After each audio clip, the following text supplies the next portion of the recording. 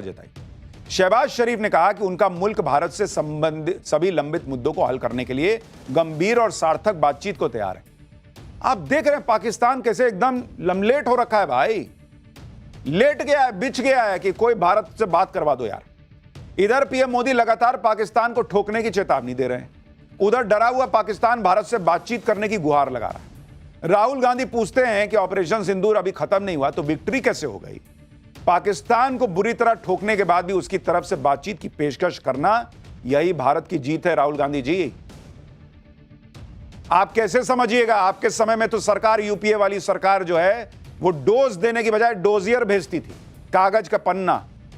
पाकिस्तान भी मजे में रहता था कि क्या ही होगा, कागज का पन्ना आएगा, इधर उधर रख देंगे टेबल पे, धूल फांकेगा। अब उसको डर लगता है, ये तो धुआं धूल कर देंगे भाई साहब नरेंद्र मोदी।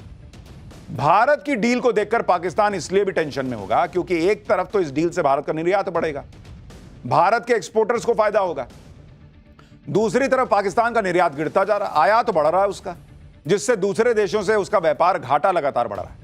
पाकिस्तान के central bank state bank of Pakistan की तरफ से जारी आंकड़ों के मुताबिक वित्त वर्ष 2025 में पाकिस्तान का 9 पड़ोसी देशों के साथ व्यापार घाटा 29.42% बढ़कर 12 अरब डॉलर तक पहुंच गया है। इसमें चीन, बांग्लादेश जैसे पड़ोसी भी शामिल हैं, जिससे पाकिस्तान ज्यादा सामान खरीद रहा है लेकिन निर्यात कम कर रहा है। पाकिस्तान की दिक्कत है कि वो एक चीज बहुत शानदार एक्सपोर्ट कर सकता है और वो आतंकवादी। उसके यहां भर भर के आतंकवादी पड़े, लेकिन कोई दूसरा देश आतंकवादी इंपोर्ट करता नहीं तो भाई की इकोनॉमी अभी चढ़ जाती। पाकिस्तान का व्यापार घाटा लगातार बढ़ रहा है, जो पाकिस्तान की इकोनॉमी के लिए अच्छा नहीं है। यही वजह है कि पाकिस्तान लगातार भारत से बातचीत की गुहार लगा रहा है। यूके के दौरे पर पीएम मोदी ने न सिर्फ आतंकवाद का मुद्दा उठाया, बल्कि भारत की सुरक्षा के लिए खतरा बन रहे खालिस्तानी एलिमेंट्स का भी जिक्र किया, क्योंकि हाल ही में ऐसी कई घटनाएं हुई हैं जो ये बताती हैं कि पाकिस्तान की आईएसआई यूके में खालिस्तानी एलिमेंट्स को सपोर्ट कर रही है। इसी साल लंदन में विदेश मंत्री एस जयशंकर की सुरक्षा में चूक हुई थी। खालिस्तानी समर्थक अचानक उनके काफिले के सामने आ गए थे। इस घटना पर भारत ने कड़ी नाराजगी जताई थी। इससे पहले साल 2023 में लंदन स्थित भारतीय दूतावास के बाहर हिंसा हुई थी। इस हमले के पीछे खालिस्तानी एलिमेंट्स का हाथ था। उस वक्त कुछ खालिस्तानी समर्थकों ने तिरंगे का अपमान करने की कोशिश की थी। इसी साल ब्रिटेन की सुरक्षा एजेंसीज की एक लीक रिपोर्ट में खालिस्तानी एलिमेंट्स को खतरा भी बताया गया था। इसलिए पीएम मोदी ने अपने यूके दौरे पर खालिस्तानी एलिमेंट्स का मुद्दा उठाया और उन पर एक्शन की मांग भी की। सुनिए पीएम मोदी ने वहां खालिस्तानियों के इलाज को लेकर क्या कहा है। हम इस बात पर भी सहमत हैं कि एक्सट्रीमिस्ट विचारधारा वाली शक्तियों को डेमोक्रेटिक फ्रीडम का दुरुपयोग नहीं करने दिया जा सकता। Those who misuse democratic freedoms to undermine democracy itself must be held account. प्रधानमंत्री नरेंद्र मोदी जब डील कर रहे थे, एफटीए की डील कर रहे थे, तो उनको पता था कि यही समय है, खालिस्तानियों को लेकर भी बात कर लो, पाकिस्तान को लेकर भी बात कर लो और उनको बता दो भाई कि व्यापार कर रहे हैं ठीक है, लेकिन ये सब जो हो रहा है ये सब भी तुमको देखना पड़ेगा। अच्छा, इतना ही नहीं, आतंकियों और खालिस्तानियों के साथ साथ पीएम मोदी ने भारत को आर्थिक चोट देने वाले भगोड़ों की भी भारत वापस लाने पर जोर दिया। पीएम मोदी ने आर्थिक अपराध से जुड़े भगोड़ों के प्रत्यर्पण के लिए यूके से सहयोग मांगा। भारत लगातार विजय माल्या, नीरव मोदी, ललित मोदी के प्रत्यर्पण की मांग कर रहा है। सुनिए पीएम मोदी ने यूके में ऐसा क्या कहा जिससे माल्या, नीरव जैसे भगोड़ों के प्रत्यर्पण की आस और तेज हो गई। इकोनॉमिक ऑफेंडर्स के प्रत्यार्पण के विषय पर भी हमारी एजेंसी सहयोग और समन्वय से काम करती रहेगी। उधर यूके में नरेंद्र मोदी कूटनीतिक धमाके कर रहे हैं, इधर देश में अलग ही पॉलिटिक्स चल रही है। संसद सत्र को आज 4 दिन हो गए, 4 दिन, चौथे दिन भी संसद में कोई काम नहीं हुआ ढंग से। इंडी गठबंधन ने बिहार के एसआईआर को लेकर फिर हंगामा किया। कांग्रेस के सांसद वेल में आकर पोस्टर लहराने लगे। हंगामे के बीच लोकसभा सिर्फ 12 मिनट चल पाई, 12 मिनट, जबकि राज्यसभा की कार्रवाई भी हंगामे के बाद कल तक के लिए स्थगित करनी पड़ी। इसके बाद जब राहुल गांधी संसद से निकले तो चुनाव आयोग पर बरस गए। राहुल गांधी ने नया दावा कर दिया कि उनके पास वोट चोरी के प्रूफ हैं। कर्नाटक की एक कोई सीट है जिसको लेकर इनके पास कोई सबूत है।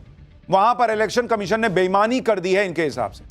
एक बार सुनिए राहुल गांधी का आरोप, फिर उसकी सच्चाई बताता हूं। ये बहुत सीरियस मैटर है। Election commission is not functioning as the Election Commission of India. Today they've made some statement. This is complete nonsense. Right? The fact of the matter is that Election Commission is not doing its job. Now we have concrete 100% proof of Election Commission allowing cheating in a seat in Karnataka. पहले इनके पास 100% proof होता था कि EVM hack होता है, लेकिन वो साबित नहीं हो पाया। तो फिर आया कि स्ट्रांग रूम में कुछ गड़बड़ी करके होता है। फिर हुआ कि भाई नहीं, वोटर को रोका जाता है।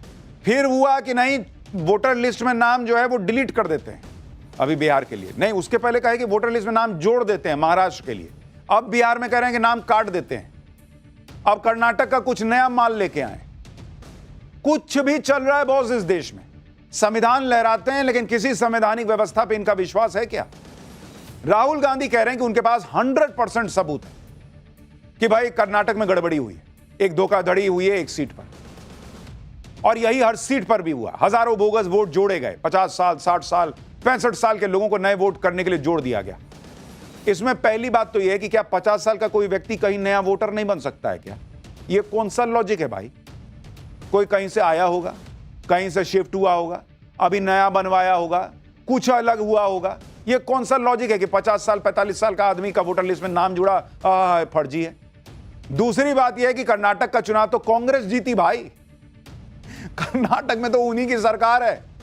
अगर वोटर लिस्ट में गड़बड़ी की गई तो कांग्रेस चुनाव कैसे जीत गई? लेकिन यह सवाल इनसे कोई नहीं पूछ रहा। लॉजिक की बात तो एकदम पुड़िया में बांध के फेंक दीजिए नदी में, वैसा हाल हो रखा है। सिर्फ आरोप लगाए जा रहे हैं कि वोटर लिस्ट में गड़बड़ी हो गई तो हो गई, कह दिया तो कह दिया ना। वोटर लिस्ट में खेल हो रहा है, कह दिया तो कह दिया। आज चुनाव आयोग ने इन सबको जवाब दिया कि क्या वोटर लिस्ट को ठीक नहीं किया जाए, क्या वोटर लिस्ट को अपडेट ना किया जाए, क्या मृत और प्रवासी मतदाताओं के नाम पर फर्जी वोट डालने की अनुमति दे देनी चाहिए। आप खुद सोचिए, एक भारतीय नागरिक के हिसाब से सोचिए, कोई आदमी मर गया है, उसका नाम नहीं हटे लिस्ट से, उसकी जगह कोई आके वोट दे दे, ये ठीक होगा? कोई दूसरी जगह शिफ्ट हो गया है, उसकी जगह कोई दूसरा वोट डालते, ये ठीक होगा? रिवीजन प्रोसेस का मकसद सिर्फ अयोग्य मतदाताओं को वोटर लिस्ट से हटाना है।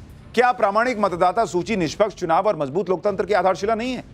इन सवालों पर हम सभी को राजनीतिक विचारधाराओं से परे जाकर सोचना होगा। शायद आप सभी के लिए यह सोचने का सबसे अच्छा समय अब आ गया है, यह चुनाव आयोग कह रहा है। और सबसे बड़ा सवाल है कि ऑपोजिशन को इतना कॉन्फिडेंस कैसे है कि जिस मरे हुए आदमी का नाम हट रहा है लिस्ट में से, उस मरे हुए आदमी का वोट उसको ही पड़ता है? यह कॉन्फिडेंस कैसे है? जो दूसरी जगह शिफ्ट हो गया है वो उसी का वोटर था जो वोट दे देता कहीं और बैठे बैठे। ये इनको कॉन्फिडेंस कैसे? हो सकता है बीजेपी कर लेती।